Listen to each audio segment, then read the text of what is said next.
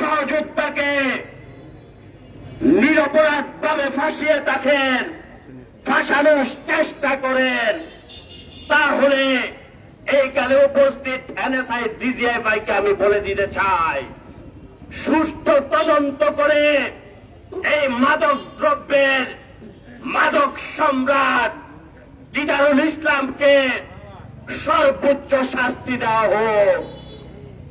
যদি শাস্তি দেওয়া না হয় তাহলে কক্সবাজারের সমস্ত সংবাদ মাধ্যম তার বিরুদ্ধে আমরণ লেখালেখি করবে, তার বিরুদ্ধে দ্রুত ব্যবস্থা গ্রহণ করার জন্য কক্সবাজারের জেলা প্রশাসক এবং এসপি মহোদয়কে আমি অনুরোধ জানাচ্ছি। এই বলে আমার সংক্ষিপ্ত বক্তব্য এখানে দিতে যাচ্ছি। আসসালামু আলাইকুম।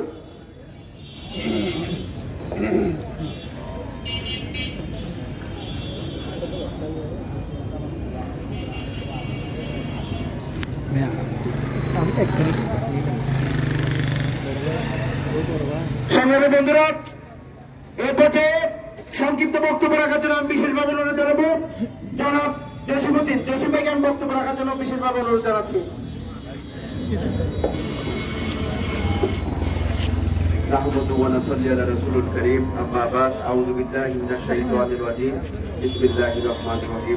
সংগ্রামী বন্ধুরা, আজকে আমাদের সব নবীসে আপনারা এখানে এসেছেন, সবাইকে আমরা শুভেচ্ছা জানাচ্ছি। আমরা আসলে কি করবো, একটু বিষয় শেয়ার না করলে নয়। এই মাদক দ্রব্য নিয়ন্ত্রণ অধিদপ্তরের এই দিদারুল আলম কিন্তু একজন মাদক সম্রাট। সেই কিন্তু পরিত্যক্ত মাল 2 জেলা থেকে পরিত্যক্ত হয়ে তাকে এখানে কক্সবাজারের মতো একটা গুরুত্বপূর্ণ জেলায় দেওয়া হয়েছে। এটা আমরা কখনো মেনে নিব না। আমরা অনেক কিছু জানতাম না, কালকে জানি। একটু বিষয়গুলো আপনাদের একটু শেয়ার করা উচিত বলে মনে করি। গতকালকে যখন সহকর্মী শাহিদ মোহাম্মদ রাসেল একজন সিএনজি ওয়ালাকে ধরে নিয়ে আসছে, ধরে নিয়ে আসার পর তার বউ যখন তার বাড়িতে যায়, যাওয়ার পরে হচ্ছে সেই তাকে যেখান থেকে ধরে নিয়ে আসা হয়েছে 5 ঘন্টা পর্যন্ত কোনো মাদক উদ্ধার করা হয়নি। যেখানে বসিয়ে রাখা হয়েছে 5 ঘন্টা যখন বসিয়ে রাখা হয়, শাহিদ মোহাম্মদ রাসেল এই মাদক কর্মকর্তাকে ফোন করে বলে যদি কিছু না পান সেই নাকি খুব অসহায়, কালকে তার মামলা আছে, শত্রুতা বশত হতে আপনাদের রং ইনফরমেশন দিয়েছে, কিছু না পেয়ে থাকলে আপনারা কালকে ছেড়ে দিবেন।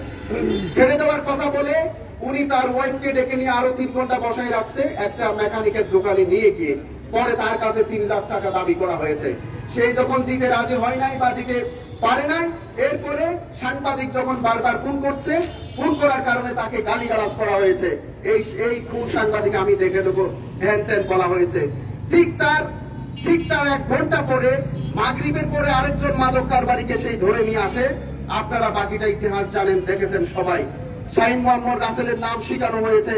সেই বলেছে যে জীবনে যদি একবার যদি মোবাইলে যদি আমার সাথে কথা হয়, হোয়াটসঅ্যাপে যদি কথা হয়ে থাকে, তাহলে আমি মাদক কারবারি, সেটা আমি মেনে নেব।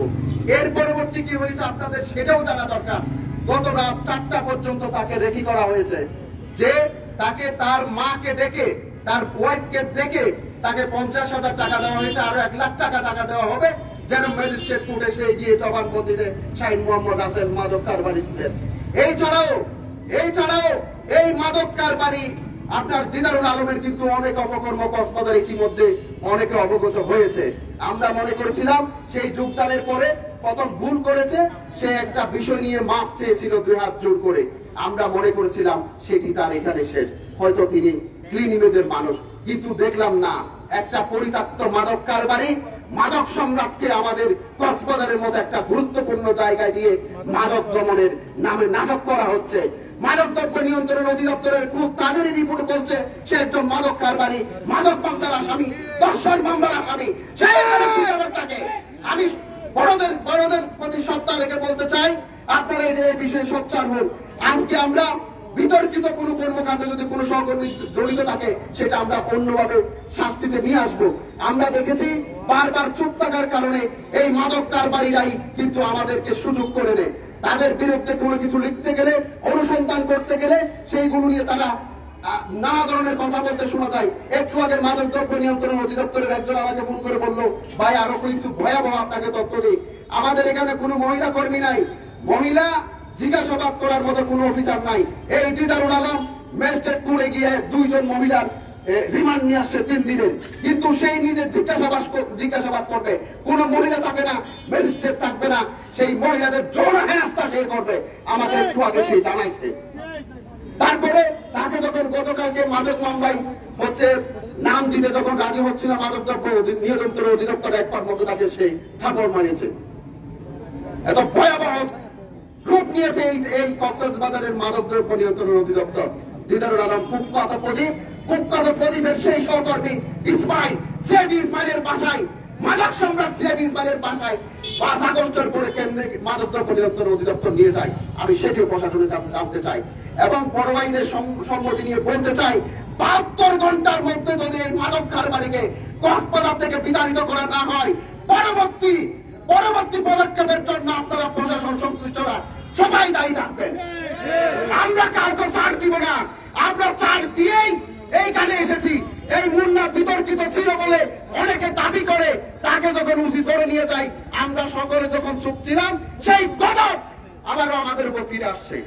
এই গজব আমরা কোনো সহকর্মীর উপর আমরা মেনে নিব না। আরেকটা কথা বলতে চাই, অনেকে সামাজিক যোগাযোগ মাধ্যমে লিখেছেন, অনেকে পেশাদার সাংবাদিক ছোট বড়, আমরা কোনো ছোট বড় সাংবাদিক সেটা অন্তত আমি মানি না।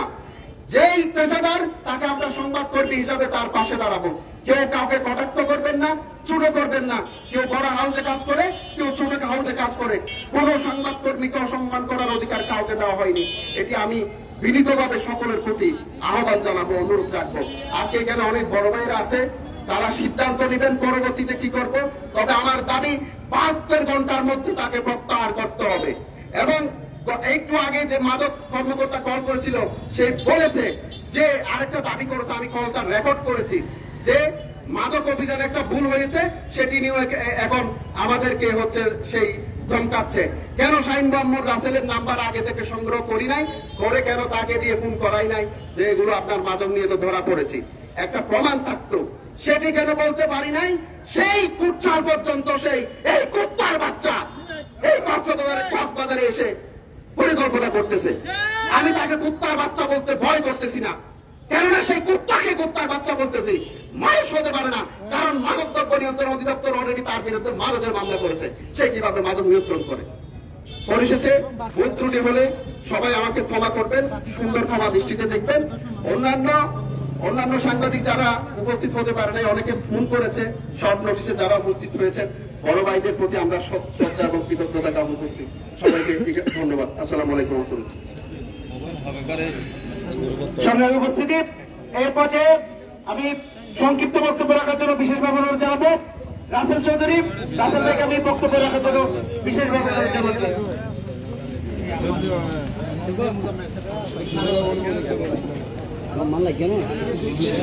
বিসমিল্লাহির রহমানির রহিম। বিক্ষুব্ধ সাংবাদিক সমাজ, বিক্ষুব্ধ কক্সবাজারবাসী, আপনারা ইতিমধ্যে জেনেছেন আজকে আমরা কেন এখানে দাঁড়িয়েছি। আজকে আমরা সবাই বেদনাহত, আমরা সবাই ভারাক্রান্ত, আমরা সবাই অর্থপরাধীত নিয়ে আমাদের এক সহকর্মী শাহিন মোহাম্মদ রাসেলের জন্য কথা বলতে এখানে দাঁড়িয়েছি। শাহিন মোহাম্মদ রাসেল কোন অপরাধী নয়, সে নিরপরাধ, সে পেশাদার একজন সাংবাদিক, তাকে আমি দীর্ঘদিন থেকে চিনি এবং জানি। ইতিপূর্বে অনেক সহকর্মী সাংবাদিক পুলিশের মামলার শিকার হয়েছে, পুলিশের হাতে গ্রেপ্তার হয়েছে। বিতর্ক থাকার কারণে, মাঠের এবং প্রসার থাকার কারণে আমরা তাদের জন্য এখানে রাজপথে দাঁড়াই নাই, প্রতিবাদ করিনি। কিন্তু শাহিন মোহাম্মদ রাসেল এমন একজন সাংবাদিক যার ব্যাপারে আপনারা খোঁজ খবর নেবেন, কোন কলঙ্ক নেই, কোন দাগ নেই, কোন স্পট নেই, সে একজন পরিচ্ছন্ন সাংবাদিক। কিন্তু অত্যন্ত দুঃখের বিষয়, অত্যন্ত পরিতাপের বিষয়, আপনারা কালকে থেকে সামাজিক যোগাযোগ মাধ্যমে দেখেছেন, আজকে এখানে অনেক সহকর্মীর বক্তব্যে আপনারা ইতিমধ্যে প্রমাণ পেয়েছেন, তাকে ওই মাদক দ্রব্য নিয়ন্ত্রণ অফিসের কর্মকর্তারা উদ্দেশ্য পরিচিতভাবে, পরিকল্পিতভাবে ব্যয় এবং সাজানো একটি মামলায় জানানোর অপচেষ্টা করেছে। এই সংবাদ আমরা সামাজিক যোগাযোগ মাধ্যমে লাইভ প্রোগ্রামে দেখার পর থেকে কক্সবাজার জেলার সমস্ত সাংবাদিক সমাজ বিক্ষুব্ধ হয়ে উঠেছি।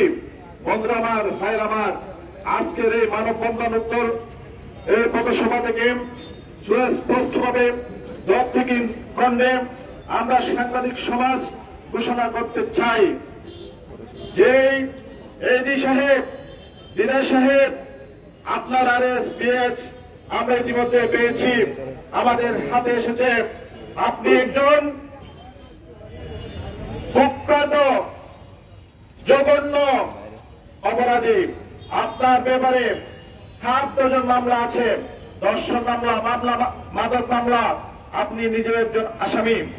আপনি আপনার মুখোশ উন্মোচিত করার কারণেই শাহীন মোহাম্মদ রাসেলকে ফাঁসানোর উদ্যোগ নিয়েছেন। আপনার সেই উদ্যোগ কোনদিন সফল হবে না। এই কক্সবাজারের সাংবাদিক সমাজ আপনার সেই অপচেষ্টাকে কোনদিন সফল হতে দেবে না। আমি আমার ছোট ভাই যুগান্তরের কক্সবাজারের প্রতিনিধি সাহসী সাংবাদিক জসিমের ভাষায় বলতে চাই, আগামী 72 ঘন্টার মধ্যে এই কুখ্যাত এই দিদারের কক্সবাজার থেকে অপসারণ দাবি করছি। অন্যথায় এই কক্সবাজারের সাংবাদিক সমাজ আবারও মাঠে নেমে প্রতিবাদ করবে, বিক্ষোভ করবে এবং কর্মসূচি ঘোষণা করবে। আমাদের আগামীর কর্মসূচি থেকে আজকের মতো আপনারা সাথে থাকবেন, পাশে থাকবেন, এই আহ্বান থেকে আমি আমার সংক্ষিপ্ত বক্তব্য শেষ করছি। আসসালামু আলাইকুম ওয়া রাহমাতুল্লাহি ওয়া বারাকাতুহু।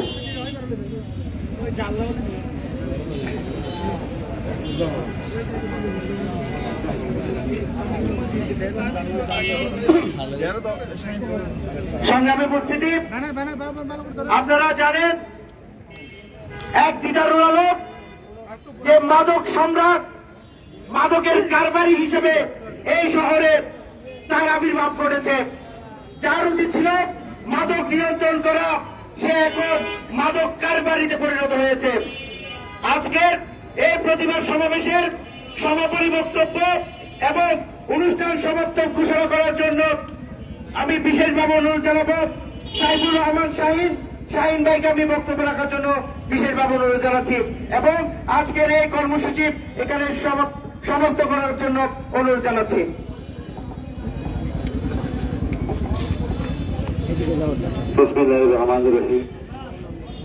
আসলে কক্সবাজারের সাংবাদিকরা দীর্ঘদিন ধরে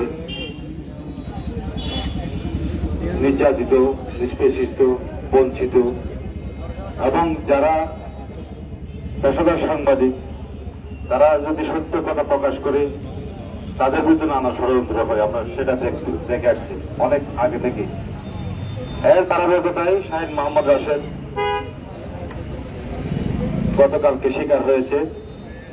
ডিএনসিসির মতো একটা সরকারের প্রতিষ্ঠান যারা মাদক দ্রব্য নিয়ন্ত্রণ করবে, মাদক ব্যবসায়ীদের বিরুদ্ধে যারা অভিযান করবে, মাদক উদ্ধার করবে, সেই দপ্তরের একজন কর্মকর্তা জেলা পর্যায়ের উনি যদি নিজেই মাদকের সাথে সম্পৃক্ত হন, তাহলে ওনার যে অভিযান, ওনার যে মাদক বিরোধী তৎপরতা স্বাভাবিকভাবে কষ্ট করবে।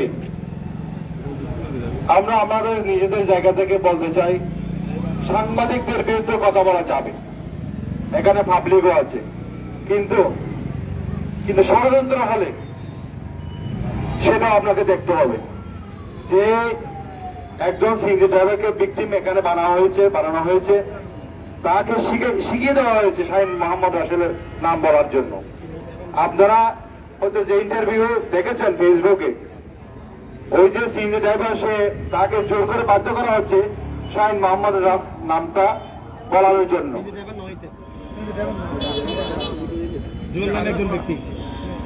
যে ফেসবুক আমরা যেটা দেখেছি, তাকে জোর করে বলানোর চেষ্টা করা হয়েছে শাহীন মোহাম্মদের রাসেলের নাম। আসলে কেন এ ধরনের অপচেষ্টা? কেন একজন সাংবাদিকের বিরুদ্ধে এই প্রসেসটা? কেন একজন ডিএনসিসির কর্মকর্তা হয়ে আপনি কেন এই কাজটা করলেন? আপনাকে কিছু করেন, আমরা করে দেখেছি। আপনার তো অতীতের কর্মকাণ্ড, এখানে আমাদের ছোট ভাইয়েরা তারা গেটে সবকিছু বের করে নিয়েছে। আপনি মাদক মামলার আসামি থেকে শুরু করে কোন কর্মকাণ্ড নাই আপনি করেছেন। আপনার কর্মকাণ্ডে সম্পূর্ণ প্রশ্নবিদ্ধ। কেন আপনি এতদিন এডিসির মতো একটা দপ্তর আপনি এখনো আছেন? আমরা আগামী 24 ঘন্টার মধ্যে কক্সবাজার থেকে এই কর্মকর্তার অপসারণ চাই। আগামী 24 ঘন্টার মধ্যে এই দুর্নীতিবাদ যিনি মাদক মামলা আসামি, সে কিভাবে মাদক অভিযান করবে মাদকের বিরুদ্ধে, সেটা আমাদের প্রশ্ন, পাবলিকের মাঝে আমাদের প্রশ্ন। তাই আমরা এই সাংবাদিকদের মুষ্টিবদ্ধ হাত আজকে শাহীন মোহাম্মদ রাফিকে এই ষড়যন্ত্র থেকে বাঁচিয়েছে, কিন্তু আমাদের অনেক সহকর্মী এত বিপদে পড়তে পারে। আমরা আজকে থেকে শপথ নিলাম, আমরা ঐক্যবদ্ধ থাকবো। যারা আমাদের মধ্যে কোন ধরনের দুশ্চিন্তা অপচিন্তা করে তাদেরকেও আমি বলে রাখবো, আপনারাও মুষ্টিবদ্ধ হাতের সাথে থাকবেন। কারণ আমাদের ক্রান্তিকাল যাচ্ছে, সাংবাদিকদের বিরুদ্ধে কেউ কথা বললে, কেউ ষড়যন্ত্র করলে সবাইকে একযোগে প্রতিবাদ করতে হবে। সেটা আমাদের অতীত থেকে আমরা শিক্ষা নিয়েছি, ভবিষ্যতেও সেই যাত্রা আমাদের থাকতে হবে। আপনাদের প্রতি আমরা আহ্বান জানাবো, আমরা পাবলিককে বলবো, আমরা অন্যায়ের বিরুদ্ধে এখানে দাঁড়িয়েছি, একজন দুর্নীতিবাজ কর্মকর্তার বিরুদ্ধে এখানে দাঁড়িয়েছি। যে কর্মকর্তার বিরুদ্ধে মাদক মামলা সহ নারী গঠিত ঘটনা সহ অনেক মামলা রয়েছে বলে আমরা জানতে পেরেছি। আমরা আগামী 24 ঘন্টার মধ্যে এই কর্মকর্তা কক্সবাজার থেকে অপসারণ সহ তার বিরুদ্ধে বিভাগীয় মামলা রুজু করার জন্য জেলা প্রশাসক, জেলা পুলিশ সুপার এবং মাদকদ্রব্য অধিদপ্তরের যে মহাপরিচালক ওনার কাছে আমরা দাবি জানাই এবং আল্লাহর কাছে শুকরিয়া জানাই এই নির্ভর শাহীন মোহাম্মদ রাসেল এই অবশেষটা থেকে, ষড়যন্ত্র থেকে উনি বেঁচে গেছেন, উনি মামলা আসামি হন নাই। তাই শুকরিয়া জানাই আল্লাহর কাছে, এবং ভবিষ্যতে আমাদের এই ঐক্যবদ্ধ প্রতিবাদ অব্যাহত থাকবে। আমরা 24 ঘন্টার মধ্যে যদি তাকে প্রত্যাহার করানো হয়, তার বিরুদ্ধে যদি মামলা দেওয়া হয়, আমরা পরবর্তী কর্মসূচি করবো। ধন্যবাদ সবাইকে। আজকের মতো এখানেই সমাপ্ত ঘোষণা করলাম।